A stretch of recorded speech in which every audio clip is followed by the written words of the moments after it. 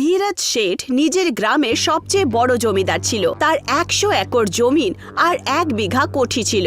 তার কাছে 50টা মোষ ছিল। ধীরজ শেঠ খেতি কৃষকের সাথে সাথে দুধও বিক্রি করত।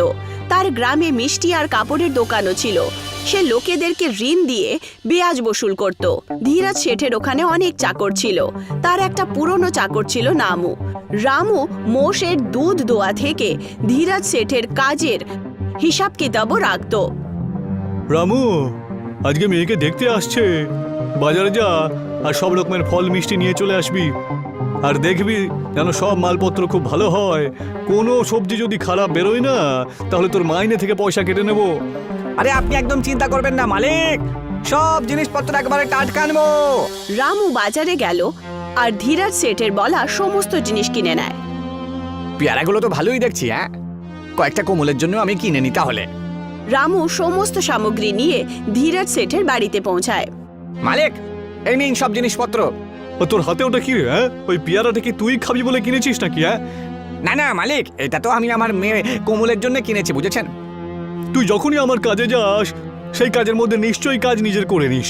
এই পেয়ারাগুলো কেনার জন্য তুই আবার আমার পয়সায় খরচ করেছিস হয়তো। আরে না না মালিক, আমি আমার পয়সায় কিনেছি। আপনার পয়সা আমি একদম আলাদা রেখেছিলাম তো। আরে আমি তো এমনিতেই জিজ্ঞাসা করছিলাম। অতিথিরা চলে যাবার পরে ফলটল বেঁচে গেলে তুই সেগুলো তোর বাড়ির জন্য নিয়ে যাস, বুঝেছিস? আরে আমি কোনো কিছুর জন্য কখনো বারণ করেছি? আরে না না মালিক, আপনি তো খুবই দয়াবান। ধীরজ শেঠ ভেতর থেকে খুবই কিপটে ছিল, কিন্তু বাইরে দয়াবান হওয়ার দেখাওয়া করত। রামুও তার প্রশংসা করতে হতো, কারণ ধীরজ শেঠ নিজের প্রশংসা পছন্দ করত। মিথ্যেই প্রশংসা বটে। ধীরজ শেঠ রাত পর্যন্ত চাকরদেরকে কোনো না কোনো কাজে ব্যস্ত রাখত, কিন্তু যেই মাত্র তার বাড়িতে খাবার বানানো তৈরি হতো, তখন সে চাকরদের তাড়িয়ে দিত, কারণ যাতে কোনো চাকর খাবার না খেতে পারে। রামু, তুই দুধটা দিয়ে রেখেছিস তো? হ্যাঁ মালিক, রেখে দিয়েছে। ঠিক আছে, এবার যাও, কাল সকালে তাড়াতাড়ি চলে এসো। রামু পেয়ারা নিয়ে নিজের বাড়িতে পৌঁছায়। তার মেয়ে কোমল ডিটারজেন্টের ঘোল দিয়ে বুলবুলে বানাচ্ছিল, আর আশেপাশের বাচ্চারা সেই বাবলগুলো দেখে খুব খুশি হচ্ছিল। কোমল, আজকে কি সব নির্বাহ শেষ করে দিবি? হ্যাঁ, তখন তোর মা কি করে জামা প্যান্ট ধোবে বলতো?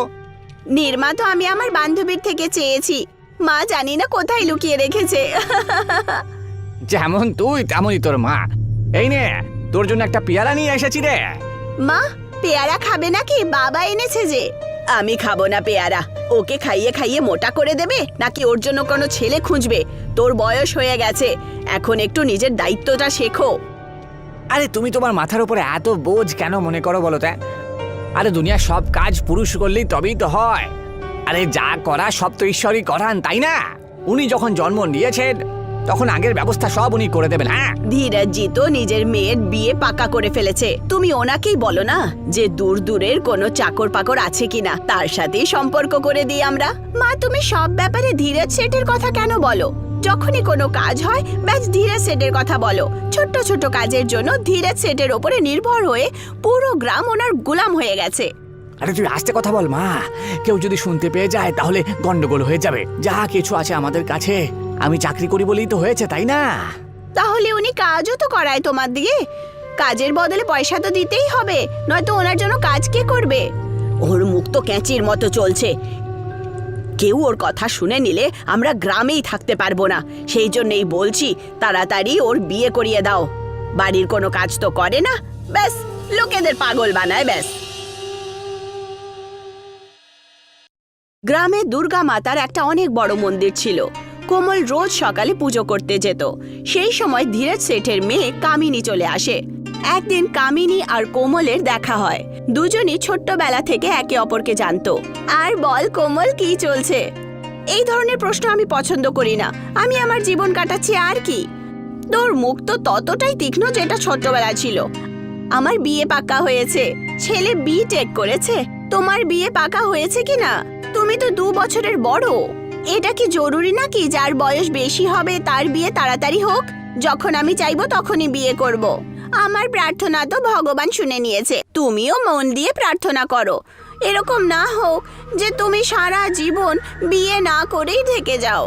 এটা কোনো জরুরি নয় যে বিয়ের পরে সবাই খুশিই থাকবে। যদি তোমার শাশুড়ি বাজে হয় তাহলে কি করবে তুমি সারাদিন? আর লজ্জার কারণে তোমাকে বাড়ির ভেতরে ঢুকিয়ে রাখবে। এরকম না হোক যে শ্বশুর বাড়িতে তুমি চাকর বাকরের মতো কাজ করো। কামিনীকে কথা শুনিয়ে কোমল চলে যায়। কামিনী যখন বাড়ি ফেরে তখন তার মুখ উল্টে ছিল।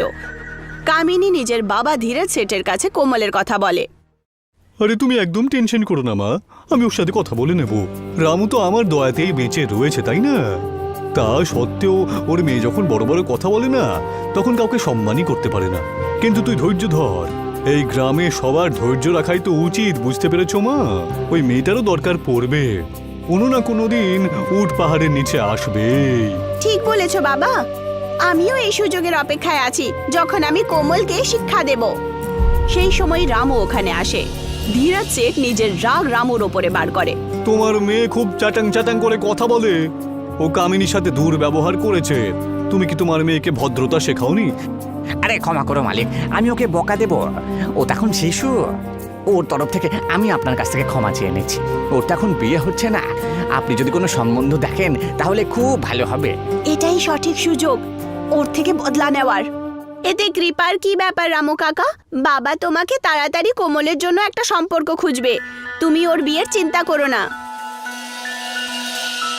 সেই দিন রাত্রিবেলা যখন রামু বাড়ি ফেরে তখন কামিনী ধীরজ শেঠকে বলে, বাবা কোমলের বিয়ে এরকম বাড়িতে করাও যেখানে তার জীবন নরক হয়ে যায়। ওর সমস্ত অহংকার বেরিয়ে যাবে আর ভিখারির মতো জীবন যাপন করবে।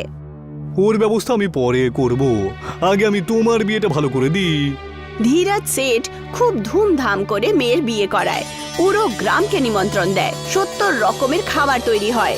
রামুর বউ ওখানে পৌঁছলো তখন রামু জিজ্ঞাসা করলো, কোমল কোথায়? ও কি আসেনি নাকি? আমি তো ওকে অনেক বললাম কিন্তু ও আসেনি। ও বাড়িতে আলু পরোটা বানিয়ে খাবে। আমি ওর জন্য খাবার নিয়ে যাব। কোমলের ফুচকা খুব পছন্দ ছিল। রামু টিক্কি, ডোসা আর ফুচকা প্যাক করিয়ে নেয়। এই যে রামু, এই জিনিস তুমি কোথায় নিয়ে চললে? হ্যাঁ মালিক, কোমল তো এখানে আসেনি, ওর জন্যই নিয়ে যাচ্ছি। এখানে আসাতে ওর কি সমস্যা? আজকে পুরো গ্রাম আমার মেয়ের বিয়েতে রয়েছে, এখানে খাবার খাওয়ার জায়গা নেই নাকি সবকিছু ব্যবস্থা নেই, তাই না, যে তোমার মেয়ে এখানে এলো না? আরে না না মালিক, সেরকম কোনো ব্যাপার নয়, নিশ্চয়ই কোথাও প্রোগ্রাম দেখছে, ওর মনের ব্যাপার, তাই না? রামু খাবার নিয়ে চলে যায়। ওর মেয়েটা দেখছি একটু বেশি আদুরে হয়ে গেছে, ও এখানে আসতে পারবে না।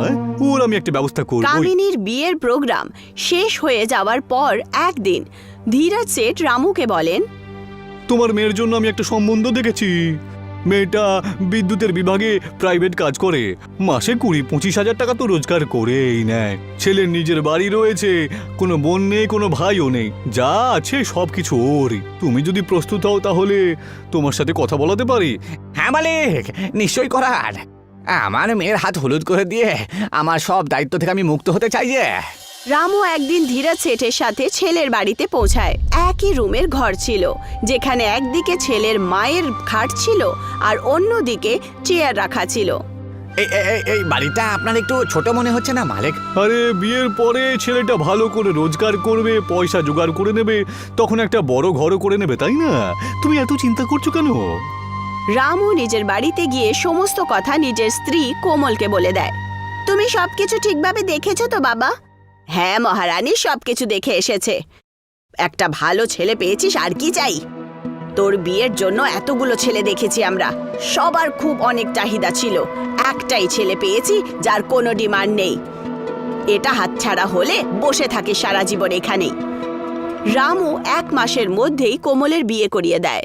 কোমল যখন ছেলের বাড়িতে পৌঁছায় তখন বাড়ির নোংরা জিনিস দেখে তার বমি আসে, কিন্তু কোমল জানতো যে এখন তাকে এই বাড়িতেই থাকতে হবে।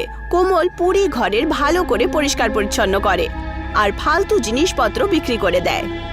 বৌমা, তুমি জিনিসপত্র কেন বিক্রি করে দিলে? আপনি কিছু দেখেছেন?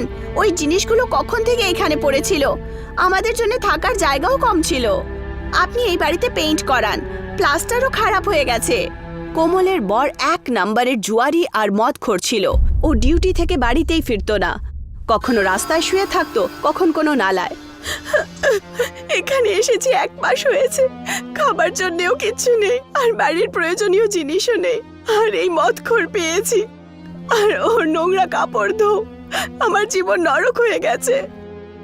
একদিন কোমলের কারোর ফোন আসে যে তার বাবা অসুস্থ। কোমল বাড়িতে পৌঁছায়। রামু খাটে শুয়েছিল। আজ 5 দিন হয়ে গেছে তোর বাবা খাটের ওপরেই ওঠেনি। গ্রামের ডাক্তার বলছে যে ওনার লাঙে টিবি হয়েছে। চিকিৎসার জন্য শহরের ভালো হাসপাতালে দেখাতে হবে, কিন্তু আমাদের কাছে তো পয়সা কড়িই নেই। তোর বিয়েতে খরচা করার পর কিছু টাকাই বেঁচে আছে, সেগুলো শেষ। তুই নিজের বরের কাছে চেয়ে কিছু টাকা পয়সা আনতে পারবি কি? আমি নিশ্চয়ই আনতাম, কিন্তু আমার ভাগ্যটাই খারাপ। কি হয়েছে সোনা, কেন কাঁদছিস তুই? ওই ধীরাজ শেঠ আমাদের সাথে চালাকি করেছে। আমার বর মদখোর আর জুয়ারি, 1 পয়সা বাড়িতে আনে না। এতদিন আমি নিজের গয়না বিক্রি করে খাবার দাবার খেয়েছি। তুই একবার ধীরাজ শেঠের বাড়িতে চলে যা। যদি উনি টাকা দেন তাহলে তোর বাবার প্রাণ বাঁচতে পারবে। আমি ওনার বাড়িতে যাব না। নিজের বাবার জন্য না, বাবা তো বাড়িতে নেই। আমার বর এই গ্রামে ফাস্ট ফুডের রেস্টুরেন্ট শুরু করেছে, সেই জন্যই আমি এখানেই থাকি। আর বাবার অনুপস্থিতি